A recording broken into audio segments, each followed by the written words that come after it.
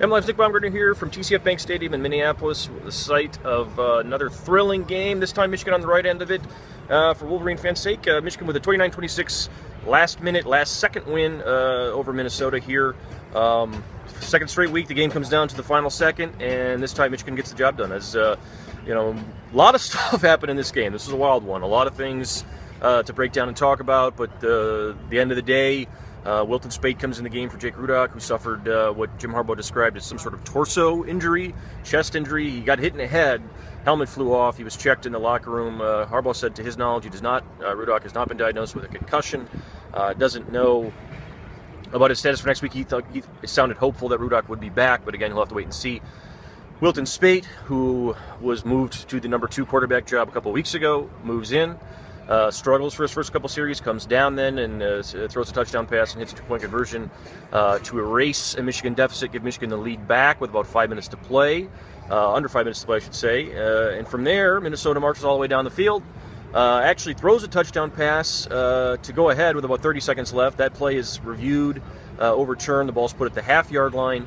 Things get wild from there as Minnesota then opts to call a pass play that goes incomplete and burns off time for some reason from the half-yard line, down 3. Instead of going for the field goal and tying the football game, Minnesota opts the quarterback sneak it. Jim Harbaugh said DJ Durkin told the defense before the play Minnesota's going to sneak it.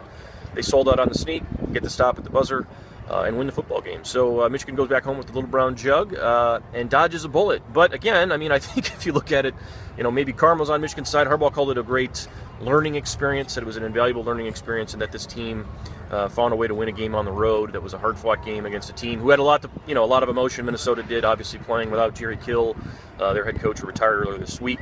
But in the end, you know, it's a win. It's a win for Michigan, and that's ultimately, you know, what Harbaugh said. He said it was a big, valuable lesson in that you never give up. You play to the final play. You never stop fighting, and that's obviously last week, 2 weeks ago, I should say, against Michigan State. They were on the wrong end of it, and today they're not. So Michigan moves on, bowl eligible now. For those of you counting at home, 6-2, 3-1 in the league.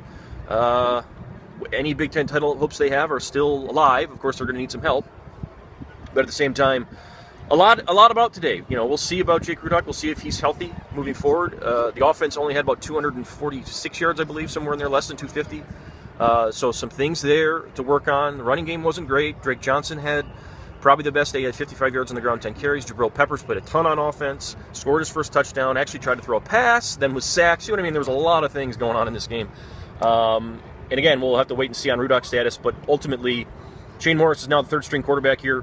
Wilton Speight's #2, and he's not the third-string quarterback because of any other reason other than Wilton Speight is now #2. Basically, that was the reason given after the game. Harbaugh believed he was the guy.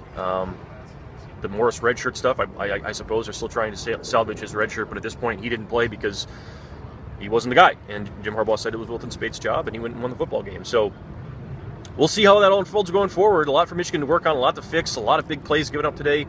Ugly performance, not perfect, but in the end, a win, and Michigan will take it, move on, moving back to Ann Arbor next week, where they will host Rutgers. That game should be decided. The game time for that will be probably announced, I would think, either Sunday morning or maybe Monday. So we'll know that here pretty quickly, I would think. So with that, I'm going to get out of here. Thanks for watching, and we'll see you guys on Monday.